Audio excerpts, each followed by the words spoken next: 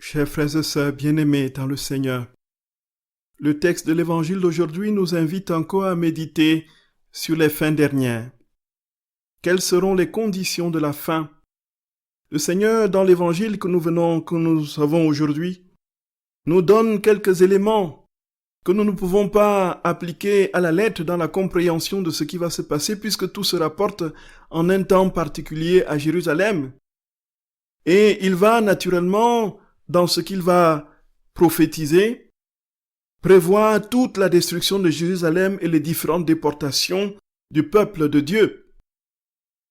Et naturellement, quand on entre dans ce texte, c'est là où il nous faut des clés profondes de compréhension des paroles que Jésus dit à ce sujet.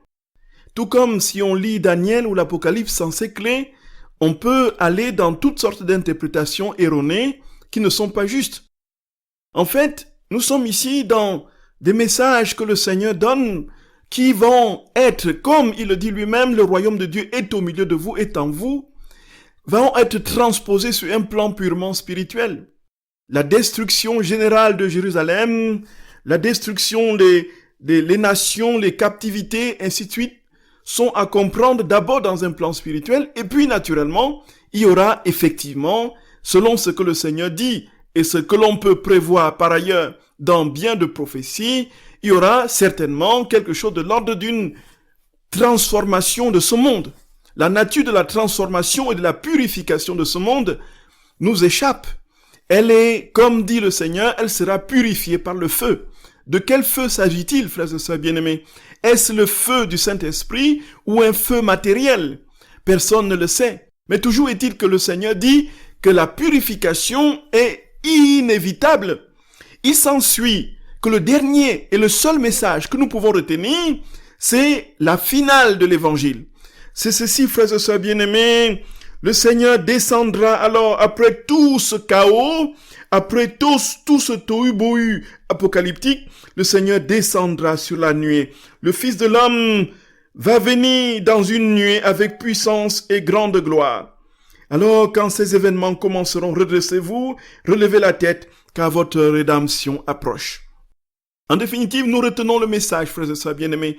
Les catastrophes et les destructions ne sont pas les plus importants. Les plus importants, c'est la descente, l'arrivée du Fils de l'homme au cœur de notre planète, au cœur de notre existence, au cœur de notre histoire, qui commence justement par notre cœur. Et le royaume de Dieu dit, Seigneur, si c'est par le doigt de Dieu que j'accomplis ces signes, c'est que le royaume de Dieu est au milieu de vous. Le royaume de Dieu est en vous. Le royaume de Dieu, c'est d'abord le sanctuaire de notre âme où Dieu s'établit avec et crée avec nous une communion d'intimité que personne ni rien ne peut départir. Et ce faisant, frères et sœurs, il y a ceci de particulier que nous devons retenir quand nous lisons les messages de la fin.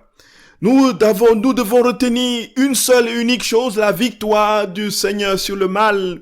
La victoire du Seigneur sur le mal. Quelles que soient les tribulations et les épreuves, le Seigneur nous dit, voici, j'ai remporté la victoire. Et voici, frères et sœurs bien-aimés, dans la finale aussi du texte de l'Apocalypse, en première lecture d'aujourd'hui, alors on voit ce qui peut être plus que jamais convaincant dans l'ordre de ce que Jésus, frères et sœurs bien-aimés, nous promet.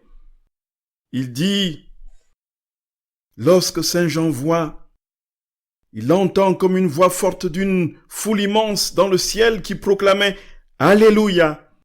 Le saint, le salut, la gloire, la puissance à notre Dieu. Ils sont vrais, ils sont justes ces jugements. Il a jugé la grande prostituée qui corrompait la terre par sa prostitution. Il a réclamé justice du sang de ses serviteurs qu'elle a versé de sa main. » Et la foule reprit « Alléluia, Alléluia. La fumée de l'incendie s'élève pour les siècles des siècles. » Puis l'ange me dit « Écris, heureux les invités au repas des noces de l'agneau. » Voilà, frères et sœurs bien-aimés, voilà la finale heureuse de tous ces textes sur les fins dernières que nous entendons. La finale, c'est que Dieu a le dernier mot sur la mort, sur le mal.